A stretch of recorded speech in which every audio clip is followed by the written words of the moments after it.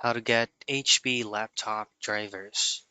Now, this is the most convenient way of process or steps of doing it. Open up your Google browser or any preferred web browser available on your end, and then just go into support.hp.com. Now, once you're here, choose your device if it's either a laptop, desktop, or even for your device such as printer or any types of hardwares that you would like to attach to your PC or laptop. From here, just go into your Windows and type in System Information. This is where you'll get the current make and model of your device.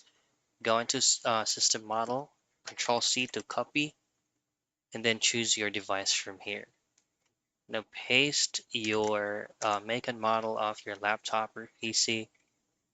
You just have to delete system model and have the model itself remains.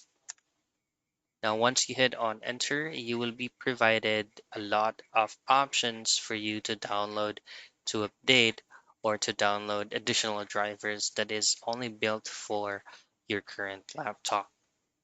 Now, just take note that you only need to download additional drivers or updated drivers available for your laptop. Do not download BIOS driver. And that's how you get HP laptop drivers.